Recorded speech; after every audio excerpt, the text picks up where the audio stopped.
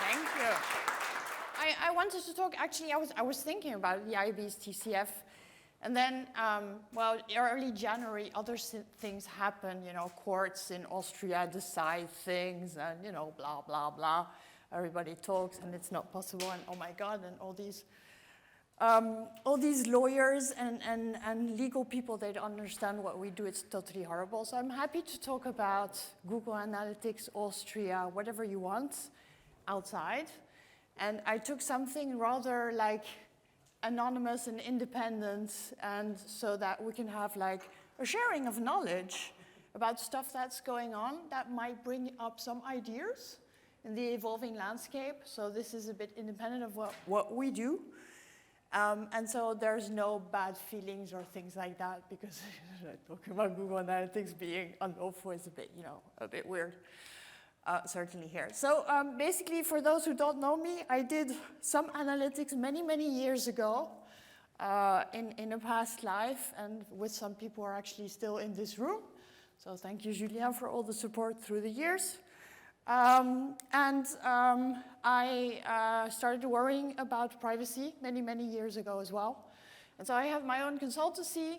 I work for universities, and I work a lot for the European Commission also, because they have questions about, for example, the platform economy, which is kind of interesting because it's not just privacy, it's actually competition and antitrust.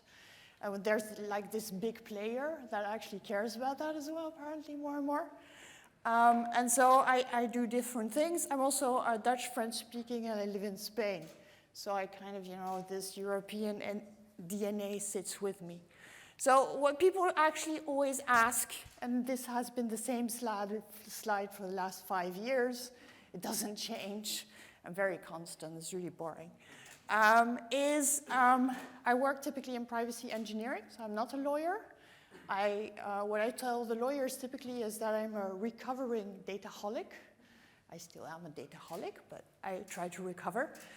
And what I actually do is I sit between legal, the guys that write the documents, women as well, a lot more, and the people who do the data flows, so people like Daniel who like to do APIs and stuff like that. And I compare the two, and I try to make sure that what's promised inside these legal documents actually aligns with what the data does. And, well, I don't know how many of you actually talk to legal counsel, privacy counsel, data protection officers, or things like that. But it doesn't really happen often that, you know, when we talk about data or engineering, we actually also talk to privacy and we understand each other. So I kind of bridge these two worlds to make sure that mainly risk, as privacy legislation is evolving around the world, is limited for the companies that want to use data. So I'm never the person that's going to say, no, you can't use the data. I'm always going to be the person that says, please explain to me what you're doing, and then come with a bunch of questions, and then just wait like 48 hours because I need to think about it, and then come with recommendations, and we work together to make sure that we mitigate risk with respect to the data uses in light of evolving privacy legislation. And so in light of this, I want to talk a bit about this thing called IAB's TCF, about real-time bidding. And the reason why I want to talk about this is because I think it highlights legal insecurity and also angles with respect to privacy that depend upon who you work for. And so a bit of history. So IAB's transparency and consent framework is what's kind of considered as a standard in the market for doing real-time bidding. Actually, as far as I know, it's kind of the only document out there to kind of support a kind of standardized way to do real-time bidding. It started, the IAB's TCF discussion started in 2016 in Brussels when the ink was dry on the Gdpr, and they kind of got worried, said, I think it would be good if we kind of sat all together and started discussing about a document or an official kind of certification or standard to make sure that we all go in the same direction and we can continue doing what we want. So that was 2016. GDPR got enforced in 2018. And we are at version 2.0, and some stuff has happened since then, and I want to talk about this. So I was fortunate enough to sit in that room around this oval table, representing at the time a DMP called Crocs, who got acquired by Salesforce as a privacy advocate. I sat in the first two meetings, and then a big player asked that I didn't sit in on the third meeting. So I didn't, because I didn't really care that much. It was just interesting from a cultural perspective to see all these ad networks sit together and basically interpret the GDPR in a different way than how I interpret it myself. But my stakes are different. And so this is something kind of understandable. So if you're curious to learn about what RTB is, I don't want to talk about it. It's basically a marketplace of, I would say, attention, and it has to do with cookie syncing, and it has to do with auctions and things like that. There's this guy in Ireland who's called Johnny Ryan. You might have heard about him. And from Stefan Hamel, I understood that some people like him and other people don't. He's there. I think he's doing interesting work. He talks a lot to the European institutions. He influences legislation, like e-privacy, like the Digital Services Act that passed Parliament not very long ago. So it's good to listen to what he has to say.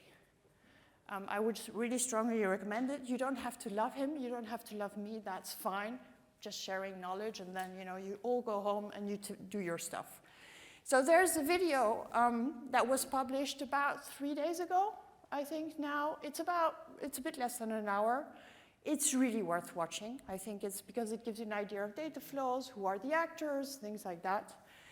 And the reason why he published this is for the Observatory of the Platform Economy of the European Commission. We are working on a work stream about online advertising. So we're having a lot of fun with a lot of scholars, but they're not privacy scholars. They're economists and econometrists and people specialized in antitrust. So we're not talking about privacy legislation anymore. It's not GDPR, it's not e-privacy, it's not Digital Single Services Act. We're talking about data governance acts, and we're talking about also with the United States about antitrust. And you can imagine the players we're talking about, so not difficult to imagine. So I would really recommend it to have an idea and maybe 20 minutes to listen to what I have to say about this. So he has been tackling this subject, this guy called Johnny Ryan.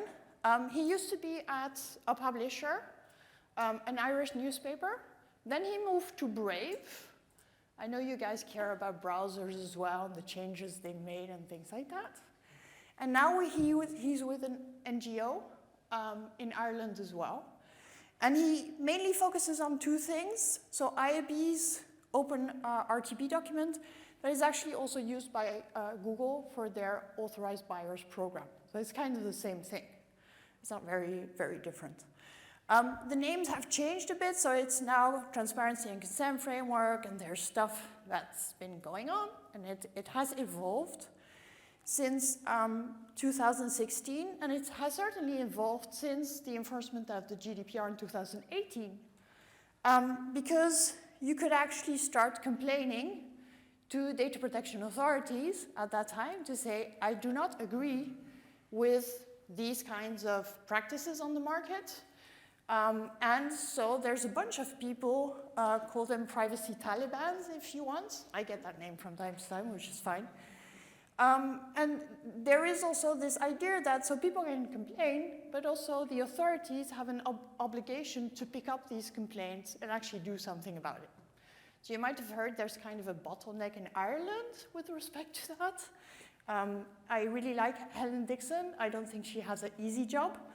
But DPAs do what they can with respect to that. And we often talk about the French, the Germans, Ireland, But the Belgians are interesting as well, on top of the fact that they fight all the time, but that's okay. But they do tend to pass certain legislations that are not very high in terms of fines. So they fined a bank about 182 euros, but they did, 61 or something like that. It's really interesting. But they did ask that bank to change its entire system. So it wasn't the fine, it was the entire engineering cost behind that was actually the objective.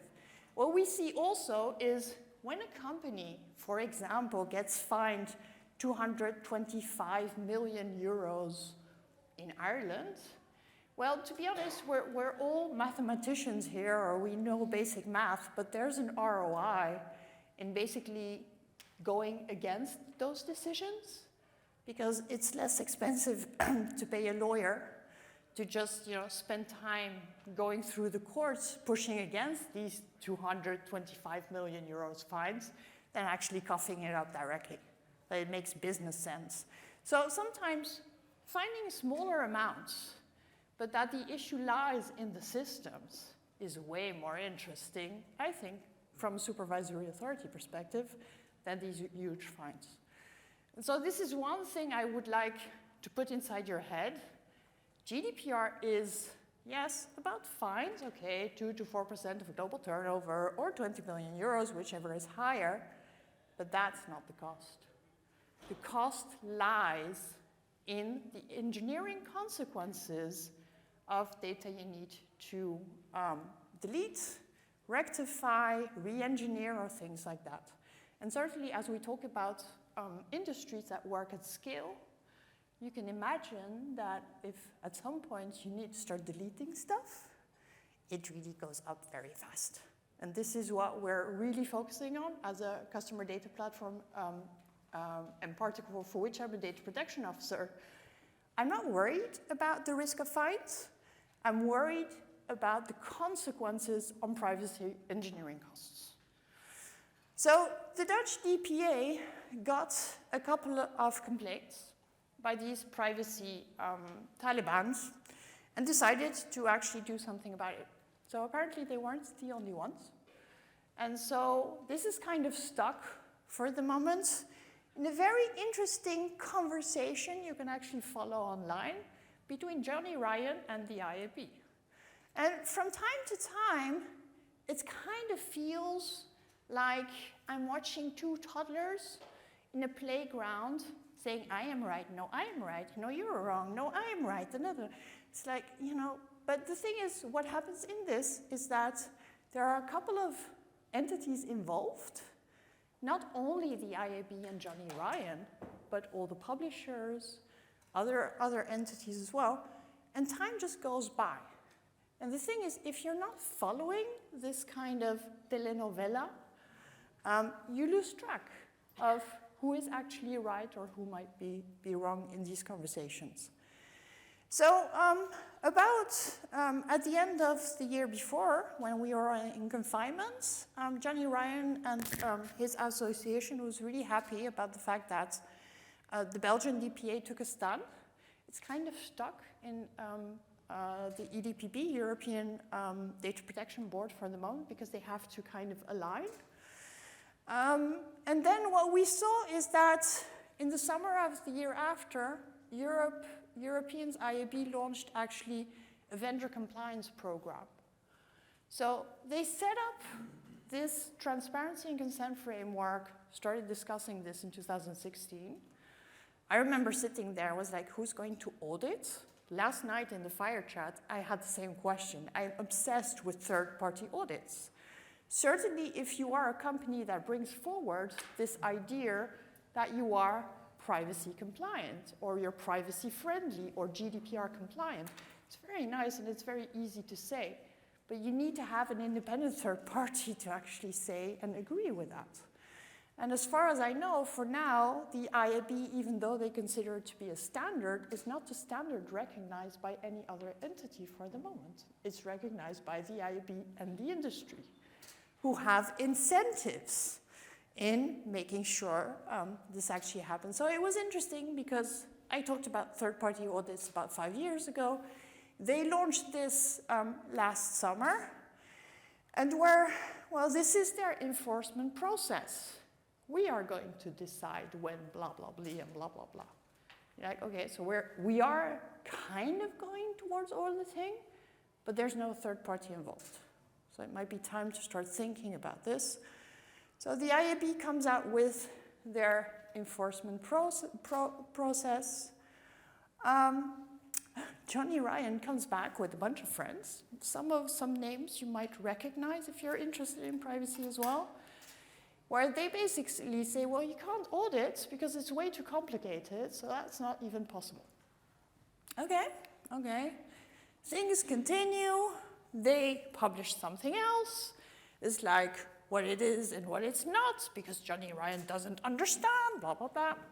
Yeah, it's guardería. So let's take a step back from the playgrounds, because at some point you're like, I don't know who to believe anymore. Who's right, who's wrong? Well, how should we interpret all this? So back in 2016, when we sat around this oval table, and I don't know, for you who have children, Roderick has, in one of the episodes that my children made me watch, at some point says, listen, it's very easy. When it comes to responsibility and your parents, 3 words: deny, deny, deny. So we have this joke with my children as well. It's like when they've done something, like, are you denying? Like, deny, deny, deny. It's like, okay, you're grounded. But basically it started in denial back in 2016. And you might have heard about this as well. I mean, since 2018, the enforcement, advertising IDs aren't PII, right? I mean, it doesn't apply. What we're doing, it's not PII, so it's all fine. Who cares about the GDPR? Purpose limitation, never heard of it, don't know what it means. Let's just ignore that entire concept. There's only consent. To lawfully process data, there's only consent. There's nothing else. Like, okay. We keep the data forever. Why is that a problem? So I still talk to the engineers about that. It's like, how long do we keep that? It's like, forever. Why? Maybe we're going to delete. Yes, let's start deleting. Being fair is an impossible concept to respect. So what does fairness mean? It's one of these buzzwords also inside the GDPR that a lot of scholars are working on. But surely we're starting to understand what discrimination is. Maybe fairness is not the right word, but let's start talking about discrimination. And then, well, let's put some security on top of this. So, if anybody asks, certainly in 2016, 2017, it's secure. What's the problem? Why is GDPR a problem? It's secure. We have tons of security, really works well. So that was 2016. Thing is, over the last couple of years, so we are talking about 5 years, not the time to build an API and roll it out. So it's a bit longer. There are 2 main issues why basically it doesn't work. And there's a problem, and there's a legal problem, and it's a big problem. And one of the most difficult issues, I think, when it comes to aligning legislation with what we do with data, is finding the right issue and asking the right questions and finding the right angle. And so the angles that Ryan is putting forward and has been putting forward for a while now, he considers RTB to be the biggest data breach in history. He considers real-time bidding a data breach. And if you know a bit about GDPR, a data breach should be reported within 72 hours. The fines are pretty clear. It's the thing that has been fined the most since the enforcement of the GDPR. So the entire question is, do we consider it a data breach, yes or no? And it's an auctioning system, so it goes from one entity to another, and then it goes to multiple entities. If you know a bit about it, watch the video. But It's an interesting idea. It is the biggest data breach in history.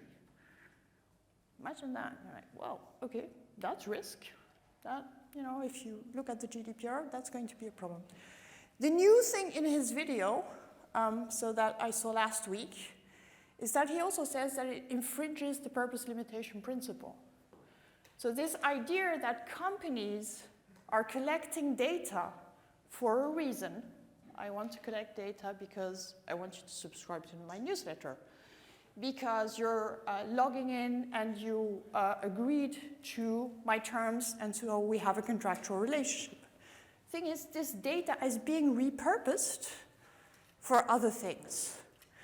And the example that, and I'm so sorry if anybody works for Google here, the example that Johnny Ryan took is actually the terms and conditions of Google, where he said, well, basically, if you sign up, they can mix and match data from different brands and do not respect the purpose limitation principle, which is actually something I argued 4 years ago for Google Analytics as well. But let's see how this fares.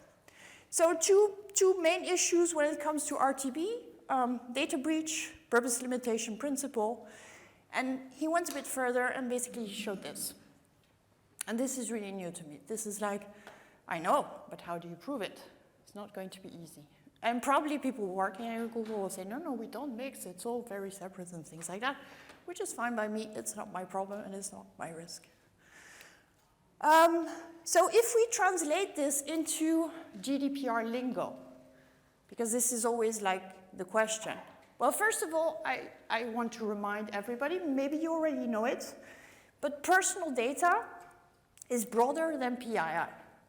So I have managed to almost eradicate the use of PII by security folks when talking to the engineers at mParticle. They still use it. But personal data is really broader.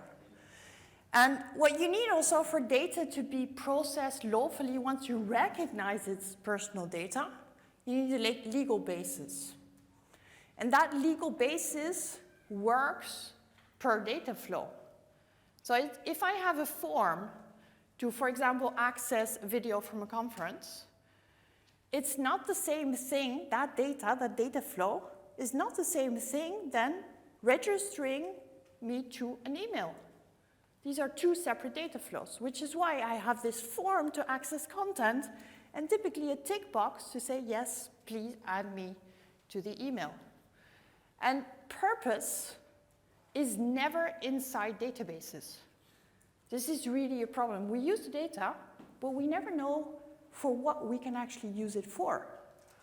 And I think this is one of the biggest challenges, and I've been thinking this for the last 10 years, so nothing new on the horizon, but this notion of, can I use this data for this purpose, is a question that should be asked by the engineering and data science teams to make sure that you abide by the purpose limitation principle.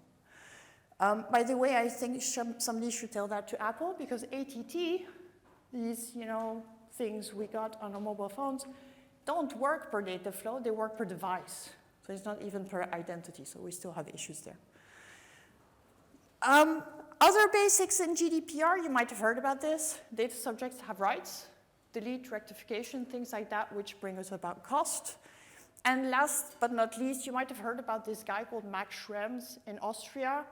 He got a ruling, and international data transfers are kind of an issue because of the surveillance industry in the United States. So Google Analytics actually is impacted by this as well. So basics. If you want one slide of GDPR, that's it. This is what you need to think about. Just to hone in on PII, because it has really hard time to die. Personal data is broad. It's the GDPR. Personal information from the CCPA, California Consumer Privacy Act, is also broader than PII, but it's less broad than the GDPR. You have personally identifiable information, so PII, which we always use, are single variables, so not a mix of variables, single variables defined per each US state. So hair color in California is PII. Don't ask me why, I don't know. But we did a study on this, but it's single variables, one variable. Email, take the list. Personal information and personal data is one or more variables. It's a mix. So that's kind of different. The US also talks about sensitive data under certain sectoral legislation, so it's typically social security numbers, financial data and health data. But Europe talks about special categories of data. We talk about race, ethnicity, biometric data and things like that. So this is kind of the scope. The funny one here is actually financial data, which is sensitive data in the US. We don't really consider it special categories of data.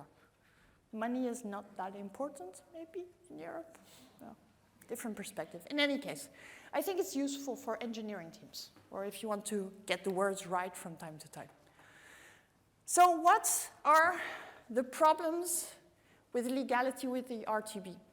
If you accept that it's personal data, what we're exchanging there in these auctions. Well, first of all, it's this idea, it's an international broadcast because it goes through borders of personal data from one entity. Let's imagine you're on a website of a publisher towards a variety of entities. All these ad networks that are getting these exchanges. So let's take use cases. If the auction is lost, are these legal entities that lost the auction, are they deleting the data or are they keeping that forever? Because they're sitting on personal data, so they have responsibilities. What happens? Are they using these IDs for something else? So I'd be an ad network. I get all these IDs. I'm sure somebody in the data science department is going to say, ooh, that's interesting. We can do X, Y, and Z with that. Maybe you're not allowed. Who knows?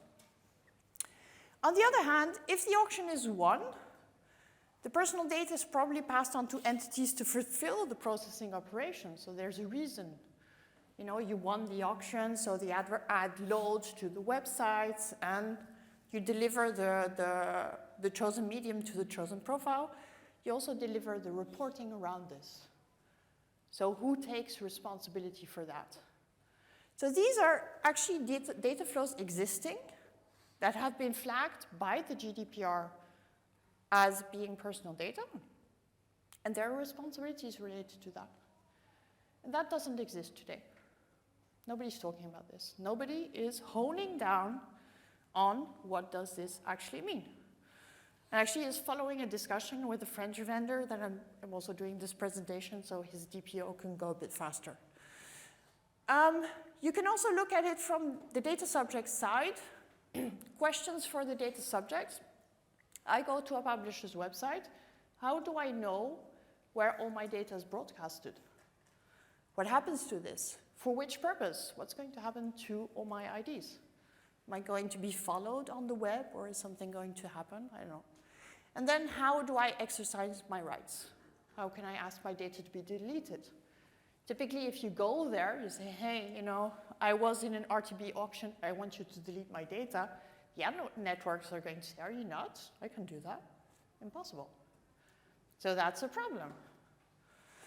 So both obligations lie not with the ad networks, not with the ad servers and everything that's behind in terms of advertising. They actually lie with the publisher, because they are the data controller. They decide to use RTB. They decide to collect this information and share it with other companies.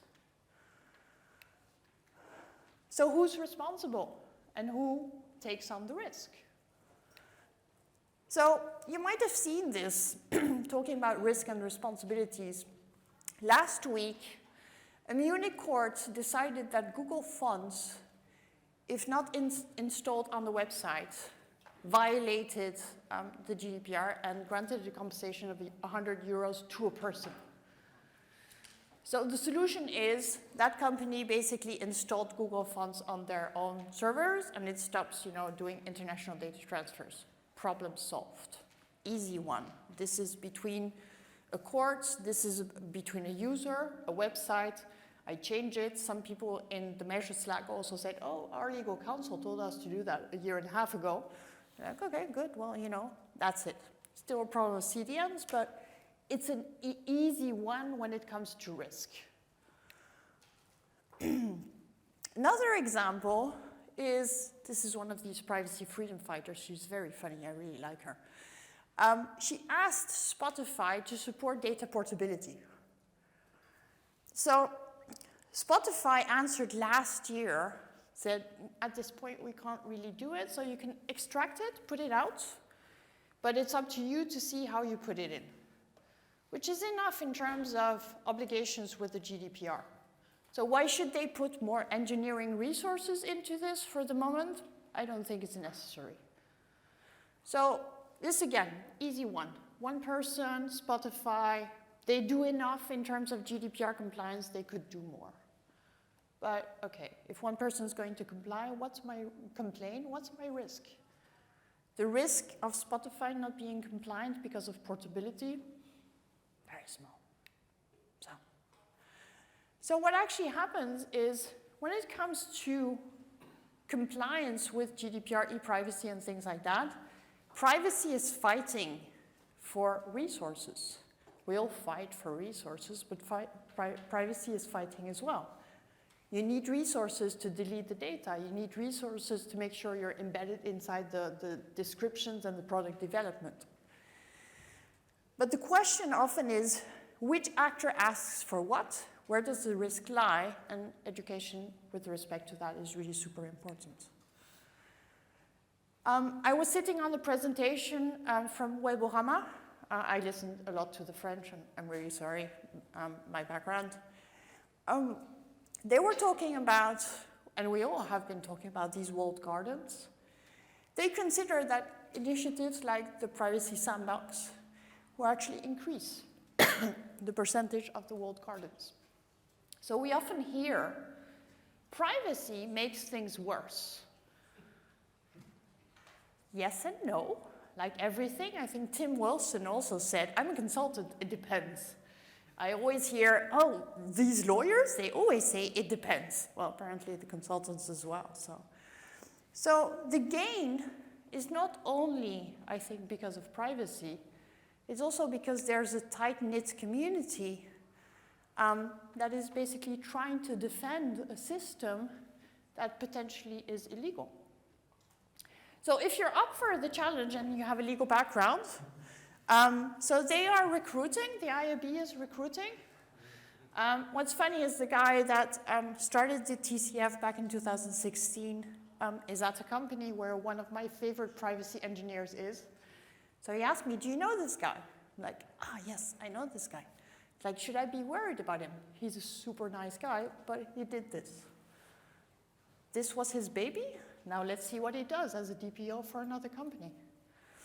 So, but if you know people, privacy councils, IAB is certainly looking for it. So I think generally speaking, when we talk about these issues of compliance, it's often like a diamond with different facets. It depends on your angle.